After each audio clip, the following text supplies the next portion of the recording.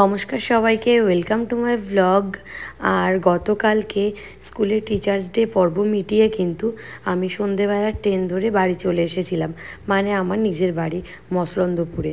এবার এখানে আসার এই হঠাৎ করে তার একটু কারণ আছে, আর কারণটাই তোমাদেরকে আজকের ব্লগে বলবো। তো চলো, সকাল সকাল উঠে কিন্তু আজকে এখন ওই 8টা বাজে, আর স্নান আমার হয়ে গেছে, ব্রেকফাস্ট আমি করে নিচ্ছি, আর আমার সাথে সাথে কিন্তু বাবাও করে নিচ্ছে, আর আমার ছেলেরও খাওয়া হয়ে গেছে। মানে আজকে আমরা সবাই সকাল সকাল উঠে গেছি আর সকাল সকাল খেয়ে নিয়েছি, কারণ আমরা সবাই একসাথে বেরোবো। আর তার আগে একটু ব্যাগ গুছিয়ে নিচ্ছি, আর এই ব্যাগটা আমার হাজব্যান্ড এবার এনেছিল, আজকে প্রথম ব্যবহার করছি। ব্যাগটা কি আরমানি এক্সচেঞ্জের একটা ব্যাগ, বেশ ভালো দেখলাম, অনেকটা জিনিস ধরে। কিন্তু এত বড় ব্যাগের প্রবলেম এটাই যে অনেক বেশি জিনিস ধরে, তারপর কাঁধ ব্যথা হয়ে যায় বয়ে নিতে। তো আমি বললাম এত বড় ব্যাগ না আনলেই পাতে, যাক ও পছন্দ করে এনেছে, সুতরাং জিনিসটা অবশ্যই খুব সুন্দর হয়েছে। আর আমার হাজব্যান্ডের সত্যি সমস্ত এই সব ব্যাপারগুলো ভীষণ পছন্দ আছে, যেটা আমার ভীষণ পছন্দ হয়। আর এই ব্যাগটার মধ্যে সমস্ত কিছু শিফট করে নিচ্ছিলাম, যেমন পার্স, তারপর জলের বোতল নিলাম, আর হচ্ছে টুকটাক স্যানিটাইজার, টুকটাক একটু কসমেটিক্স, আর নিয়ে নিয়েছিলাম হচ্ছে একটা বড় বিগ শপার, মানে যেখানে যাচ্ছি সেই জন্যে একটা বিগ শপার লাগবে, তো সেটাও নিয়ে নিলাম। তো আমার ব্যাগ গোছানো রেডি, এবার চলো বেরোনো যাক। আর বেরোতে বেরোতে তোমাদেরকে আমি ঠিক বলছি আমি আজকে কোথায় যাচ্ছি। আর আজকে আমাদের সাথে যাচ্ছে কিন্তু আমার এক জেঠু, মধ্যপ্রদেশ থেকে এসছে। সেই জেঠুও কিন্তু হাওড়া থেকে ট্রেন ধরবে, তো একসাথেই বেরোচ্ছি। এই গাড়ি আমাদেরকে বিরাটি ছাড়বে আর জেঠুকে স্টেশন পৌঁছে দেবে, হাওড়া স্টেশন। আর মা আর ভাইয়ের বউ এদিকে টাটা করতে চলে এসছে আমাদেরকে।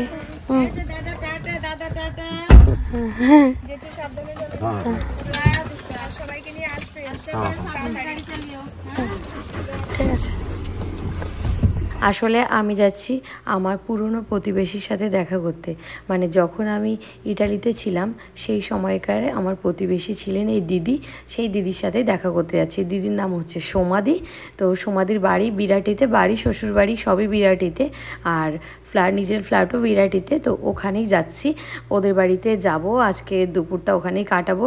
আর আমার হাজব্যান্ড কিছু জিনিসপত্র পাঠিয়েছে টুকটাক আমাদের জন্যে, সেগুলো আনবো আর দেখাও হবে। তো দুটো কাজ একসাথেই হবে। আর অন্য কারোর থেকে হলে হয়তো আমি অন্য কাউকে দিয়ে জিনিসটা আনিয়ে নিতাম, কিন্তু যেহেতু এই দিদির সাথে আমার একটা দীর্ঘদিনের খুব ভালো সম্পর্ক আছে, তাছাড়া ওই দিদির বাচ্চাদের সাথেও আমার ছেলের খুব ভালো বন্ধুত্ব। যখনই আমরা ইটালিতে গেছি, আর ছোট থেকে আমার ছেলে হওয়ার পর থেকে দিদির ছেলেমেয়েরা আমার ছেলের সাথে তখন থেকেই খেলা করে, তো ওকে খুবই ভালোবাসে ভাই ভাই করে, যার জন্যই সেই আমার ছুটি নিয়ে এখন আসা আর দেখা করতে যাওয়া। না হলে 1-2 দিনের জন্য এত কষ্ট করে এসে আবার এতটা জার্নি করে যাওয়াটা সত্যি মানে চাপের ব্যাপার হয়ে যায় আমার জন্যে। আর তারপরেও যাচ্ছি একটা মানুষের সাথে, অনেক সম্পর্কের কারণ থাকে। তো এই দিদির সাথে আমার সম্পর্ক বা দেখা করার একটা বড় কারণ হচ্ছে একটা কৃতজ্ঞতা, বা আর এর পেছনে একটা গল্প আছে, চলো তোমাদেরকে সেটাই শোনাই। আসলে আমি ইটালিতে যাওয়ার পরে তখন কিন্তু আমার যখন কনসিভ করি তখন আমার কোনো ফ্যামিলি পার্সন সেভাবে ছিল না।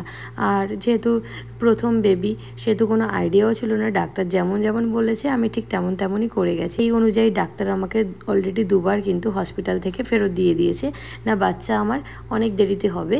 কিন্তু আমার লেবার পেন উঠে গেছিলো, আমার ভীষণ কষ্ট হচ্ছিল, কিন্তু ডাক্তার একটা সার্টেন টাইম দিয়ে দিয়েছিল যে যখন তোমার এরকম 2 মিনিট বাদে বাদে পেন হবে, 1 মিনিট স্টে করবে, তখন হসপিটালে আসবে। সেই ওয়াইজ আমি কিন্তু থার্ড টাইম আর হসপিটালে যাচ্ছিলাম না। তখন রাত্রির প্রায় 12:30 পৌনে 1টা বাজে। ওই দিদি আমার দরজা ধাক্কিয়ে আমাকে বলেছিল যে তুমি কিন্তু হসপিটালে যাও, তোমার বাচ্চা হওয়ার টাইম হয়ে গেছে। কারণ ওনার অলরেডি 2টো বাচ্চা ছিল, উনি জানে যে বাচ্চা হওয়ার আগের মুহূর্তে একটা মায়ের কেমন ফিল। আর তারপরে কিন্তু আমি হসপিটালে যাই, আর ওই একটা কথা আমার কাছে একদম ঈশ্বরের আশীর্বাদের মতো কাজ করেছিল, কারণ আমি ওই টাইমে যদি হসপিটালে না যেতাম তাহলে আমি জানি না আমার ছেলেটার ঠিক কী হতো। তারপর পরে কিন্তু ভোর 5টা বাজতে বাজতে আমার ছেলে হয়ে যায়। এই হচ্ছে গল্প। তার জন্য আমার মন থেকে মানে ভগবানকে তো থ্যাংক ইউ করি, দিদিকেও একটা থ্যাংক ইউ দিই। আর এই যে এটা হচ্ছে বিরাটি স্টেশন, এর সাথেও আমার একটা আলাদাই গল্প জুড়ে আছে, কারণ দীর্ঘ 3 বছর আমি স্টেশন হয়ে আমার এই কলেজে যাতায়াত করেছি, কারণ আমার কলেজও ছিল বিরাটিতে। সুতরাং এটা আমার ভীষণ পরিচিত জায়গা। আমার ছেলেকে বারবার দেখাচ্ছিলাম যে মাম্মা এখান থেকে কলেজে আস। তারপরে আমরা এসে গেছি মিষ্টির দোকানে, যেহেতু একটা বাড়িতে যাচ্ছি মিষ্টি তো নিতেই হবে, তো আমরা এখান থেকে মিষ্টি নিয়ে নিয়েছিলাম। নিয়ে নেওয়ার পরে এবার একটু হেঁটে হেঁটে যাব, কারণ সামনে একটা মিও আমরে আছে, ওখান থেকে বাচ্চাদের জন্য পেস্ট্রি নেব, আর নেব হচ্ছে একটু বই নেব, আর আমার কলেজের গলিটা হচ্ছে আমার ছেলেকে দেখাবো, যার জন্য ওকে একটু হাঁটাতে হাঁটাতে নিয়ে গেছি। ও বলছে মা আর কত দূর কত দূর, আমি বলছি চল না তোকে আমার কলেজ দেখাবো।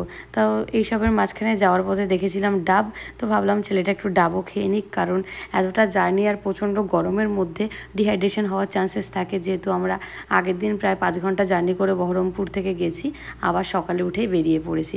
তো এই যে এটা হচ্ছে আমার কলেজের গলি, আর এখানে একটা বইয়ের দোকান থেকে বই নিয়েছিলাম, নেওয়ার পরে আমরা উঠে গেছি একটা টোটোতে, এই 1-2 মিনিটের রাস্তা। হ্যাঁ চল, হাত ছড়া, হাত ছড়া, কোথায় চল দেখি,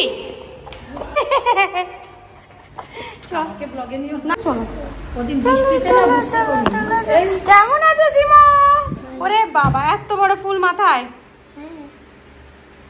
আর দিদি হচ্ছে কিন্তু ক্যামেরা শাই পার্সন, তার জন্য তোমাদেরকে দেখাতে পারলাম না, ওই যে পিছন থেকেই দেখা যাচ্ছে।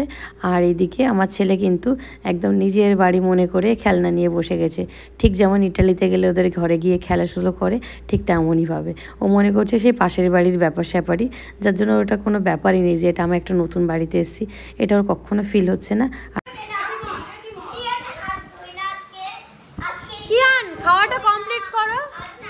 ওই দেখেছিস তো, তুই এরকম কেন করিস? যা হাত ধো, হাত ধো।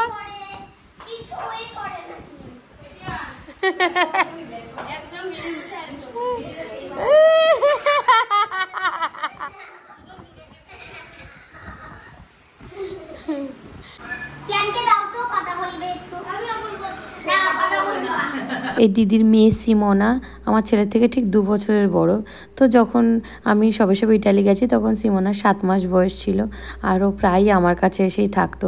তারপরে যখন দিদির ছেলেকে স্কুল থেকে আনতে যেত বা কোনো কিছু, তখনও আমার কাছে রেখে রেখেই যেত, আর আমি ভীষণ ওকে আদর করতাম। ও এতটা কিউট ছিল ছোট্টবেলাতে, আমার সাথেও ছবিও আছে প্রচুর। আর এই যে রান্নাবান্না করেছে প্রচুর এইদিকে, আবার ওদিকে এখনও রান্না করে যাচ্ছে।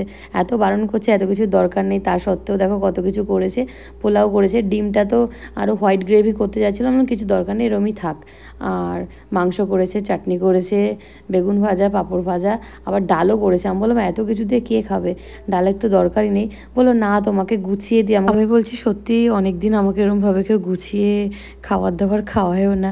যা হোক চলো, এই পারপাস তো একটু স্পেশাল ফিল হলো। তারপরে আমরা তাড়াতাড়ি করে খাওয়া দাওয়া সারছি, কারণ হচ্ছে যে গাড়িটা ছাড়তে গেছে হাওড়াতে জেঠুকে, ওই গাড়িটায় আবার ফেরার সময় আমাদেরকে নিয়ে ফিরবে। তার আগে আমরা এখানেই ওই 2 কিলোমিটার দূরে আমার একটা কাকুর বাড়ি আছে, তো সেখানে একবার দেখা করতে যেতে হবে, তার জন্য এখান থেকে একটু আগে আগে বলে বেরিয়ে যাচ্ছি। এখন ওই 2:30-3টে মতো বাজে। আর কিয়ানকে এই যে আন্টি দিয়েছে হচ্ছে একটা পাজেল, তো সেটাতে খুবই খুশি সে, এসব নিয়ে এভাবে বলে দিল যে কিভাবে কিভাবে রেডি করবি। তো যা হোক চলো এবার আমরা এখান থেকে বেরিয়ে পড়ি। আর বেরিয়ে আবার আমরা এখান থেকে ধরেছিলাম টোটো ধরে পৌঁছে গেছি এই যে বিরাটি কল্যাণী রোড, যেটা তার একদম পাশে হচ্ছে আমার দাদুর বাড়ি, মানে হচ্ছে বাবার কাকার বাড়ি। চল ডাক দে। কেমন আছো দিদা? কেমন আছো? তারপরে ওখানে আমরা ঘন্টাখানেক ছিলাম, ততক্ষণে বাবাও চলে এসেছিল। এবার আমরা কিন্তু ফেরার পথে, আর ওখানে কোনো ভিডিও করিনি, কারণ এই কয়েক মাস আগেই হচ্ছে ওই বাড়ির দাদুটা মারা গেছে, তো ওই পরিবেশটা ঠিক ভিডিও করার মতো ছিল না, আমার মন থেকে চাইনি, তার জন্য কিছুই ভিডিও করিনি। আর এই যে বেরোনোর সময় কল্যাণী রোড এখনও তৈরি হয়েই যাচ্ছে, সেগুলো আমরা দেখতে দেখতে আসছিলাম। আর সামনের দিকে তাকিয়ে কিন্তু কিয়ানের চোখ পড়ে গেছে আকাশে খুব সুন্দর একটা মেঘের দিকে, একদম সাদা ফুলকপির মতো মেঘ, এইরকম মেঘে কিন্তু বৃষ্টি হয়। যা হোক ও ওই মেঘটাকে দেখছিল, আমাদেরকেও দেখাচ্ছিল। আর সেই সকালবেলা বাড়ি থেকে বেরিয়ে এখনও বাড়ি ফিরতে আমাদের, যেহেতু এখন বিকেল হয়ে গেছে, জ্যাম পড়বে, ঘন্টা 2 তো লাগবেই, সেটা ভেবে ভীষণ বিরক্ত লাগছিল। আর এদিকে কিয়ান কিন্তু ঘুমানোর জন্য ঠিক পজিশনটা নিয়ে নিয়েছে মায়ের কোলে। আর আসার সময় ভাবতে ভাবতে আসছিলাম যে যখন আমরা পাশাপাশি থাকতাম তখন সারাক্ষণ কথা হতো, কত গল্প, কত কথা, দুঃখ সুখ, অনেক কিছু শেয়ার করা হয় প্রতিবেশী ঠিক যেমন কেমন হয়। এখন অনেকটা দূরে হয়ে গেছে, তো আমি বারবার বলছিলাম পরের বার আসলে অবশ্যই বহরমপুরে এসো। তো বললো ঠিক আছে, আমি চেষ্টা করব। আসলে শর্ট টাইমের জন্যে খুব একটা আশা হয়ে ওঠে না। তো এখন 7টা বেজে গেছে আর আমরা কিন্তু ফাইনালি এখন ঘরে ঢুকছি। মানে সারাদিনের প্রচণ্ড ক্লান্তি, আর ভালো লাগছে না, কখন একটু ফ্রেশ হয়ে রেস্ট নেব এই আর কি। তারপরে একটা দিনের জন্য ওদের সাথে দেখা হয়ে খুবই ভালো লাগলো। আর কি আর কিন্তু রাস্তায় কিছুটা ঘুমিয়ে নেওয়ার পরে এনার্জি নিয়ে নিয়েছে আর এসে ঠিক ওদের সাথে খেলতে বসে গেছে। ওর আবার মন খারাপ করছিল, এদের সাথে কিন্তু প্রায় একদিন হয়ে গেল। কালকে যেহেতু রাত্রিরে ঢুকেছিলাম আর সকালে বেরিয়ে পড়েছিলাম, তার দাদাদের সাথে খেলা হয়নি, সেটা নিয়ে মন খারাপ ছিল, তো সেইটা এখন মিটিয়ে নিচ্ছে। তো ব্লগটা কেমন লাগলো জানিও অবশ্যই।